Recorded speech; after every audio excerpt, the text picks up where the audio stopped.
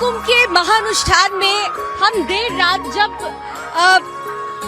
Sector 20 में गुजर रहे थे तो ये कहना चाहिए कि ये महाधरती जो महाकुंभ की धरती है वो सोती नहीं है, क्योंकि यहाँ पर संतों से मिलने वाली ऊर्जा आपको हर वक्त उस ताकत के साथ आगे बढ़ने की प्रेरणा देती रहती है जिसकी तलाश में यहाँ श्रद्धालु आते हैं। मैं जब यहाँ से गुजर रही थी तो मेरी मुलाकात महाराज जी से हुई। महाराज जी प्रणाम। आप खुश रहो, आशीर्वाद है। महाराज जी मैं जब से यहाँ आई हूँ मैं देख रही हूँ कि आपने आसन यहाँ पर अपना लगाया हुआ, कुछ विशेष? बोनट वाले बाबा एंड गोल्डन शंख बाबा के नाम से जाने जाते हैं, इसलिए मैं बोनट पे बैठा हुआ हूँ। बोनट बाबा को लोग गोल्डन शंख वाले बाबा के नाम से भी जानते हैं, क्योंकि उनके पास एक खास सोने का शंख है जिससे वे शंख ध्वनि कर श्रद्धालुओं को आशीर्वाद देते हैं। यहाँ पर कुंभ का क्या खास महत्व है? अभी आपने लकड़ियों से बनते हुए अष्ट धातु का देखा है?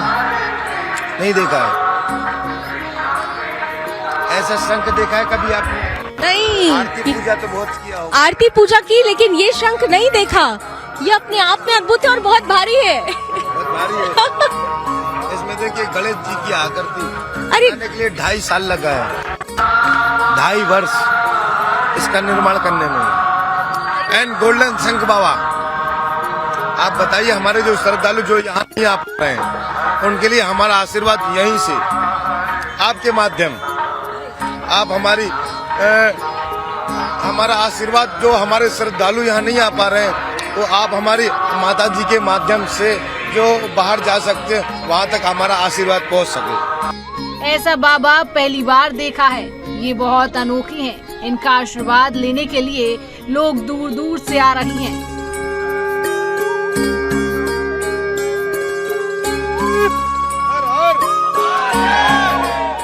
महाराज जी ये बड़ा खास है जो आपने, बहुत विशेष है ये शंख।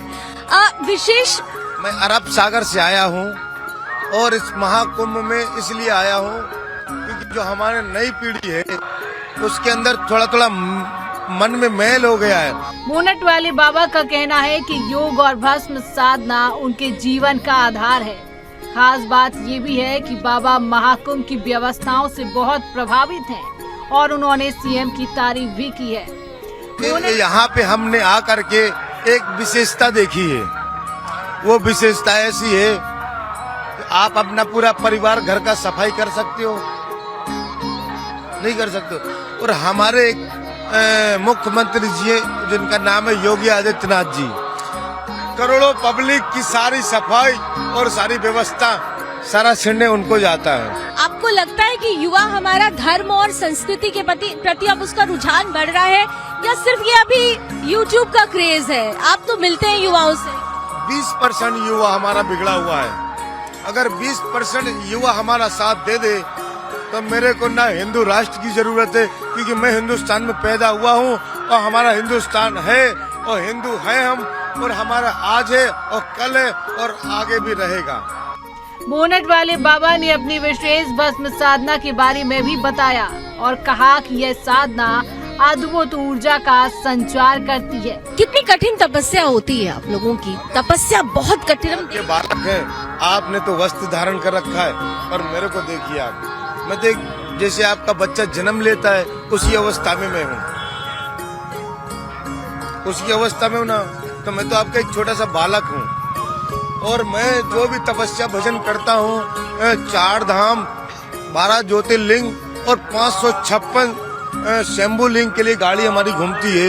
इससे पहले मैं 27 मोटरसाइकिल एंड 3 4 व्हीलर के 4थी 4 व्हीलर है, जिससे हमारा भारत भ्रमण चल रहा है।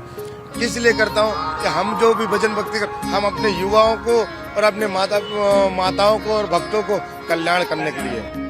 आपने कहा बालक, लेकिन यही बालक हमारे धर्म के सबसे बड़े रक्षक है और पहले रक्षक है। हाँ, तो ये हमारे आदि गुरु भगवान शंकराचार्य जी ने इसकी स्थापना किया था। जहाँ पे पुलिस और मिलिट्री न जा पाए तो वहाँ हम अपना बलिदान देने के लिए जाते हैं, सनातन की रक्षा करने के लिए जाते हैं। और भगवान भोलेनाथ के पुत्र भगवान कार्तिकेय का नाम सुना आपने? हमारे दक्षिण में उनको मुरुगन स्वामी बोलते हैं। मुरुगन स्वामी का नाम सुना आपने? तो मुरुगन स्वामी की उनकी तपस्या है, उनकी जो भस्म है वो हम लोग लगाते हैं। बता दें कि बोनट बाबा अखाड़ा नगर की त्रिवेणी रोड पर महानिर्वाणी अखाड़े की छावनी के बाहर कार की बोनट पर बैठते हैं, जहां वो लोगों को आशीर्वाद देते हैं। विशेष भस्म होती है जिसका निर्माण आप लोग करते हैं, इसके बारे में हमारे दर्शक जानना चाहते हैं। ये भस्म ऐसी है, ये भगवान कार्तिकेय की तपस्या है।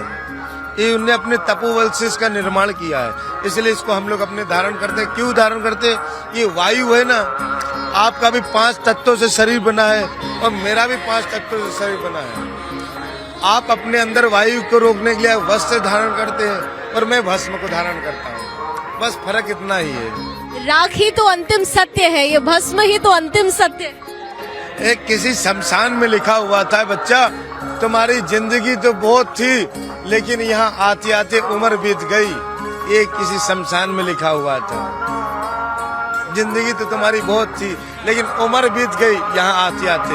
मंजिल तो तुम्हारी वही है। एक अंतिम संदेश सुदर्शन के दर्शक जो आपको इस वक्त देख रहे हैं, उनके लिए एक अंतिम संदेश। उनके लिए अंतिम संदेश है, हम अपना शंख ध्वनि आपके लिए भेज रहे हैं। बेटा कभी देखा है, कभी देखा है गोल्डन शंख? आप कि अपनी आयु में इसका निर्माण करने के लिए 1 and 2 and 3 and 4 इसका डाई बनाने में जब 2.5 साल लग गया, आपकी तो पूरी जिंदगी निकल जाएगी इसकी सिर्फ डाई बनाने में। जब मेरे को 2.5 साल लग गया तो आपकी ये लाइफ कितना लग जाएगा बेटा? शंखनाद करते हैं गुरु। शंख ध्वनि करते हैं, क्यों? क्योंकि हमारे युवा तक आप ही माता हो जो आप पहुंचा सकते हो।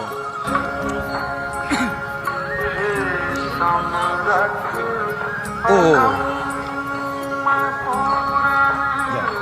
आशीर्वाद खुश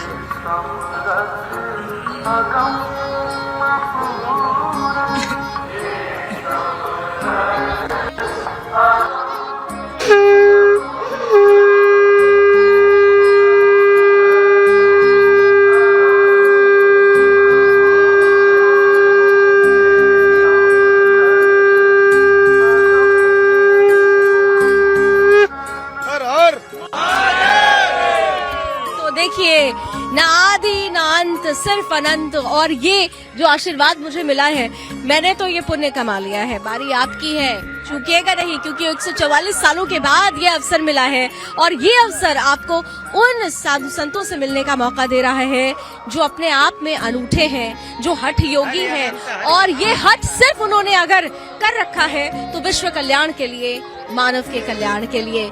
कैमरामैन जितेंद्र के साथ मैं लावनी विनीत, तीर्थराज प्रयागराज महाकुंभ मेला क्षेत्र से सुदर्शन न्यूज के लिए।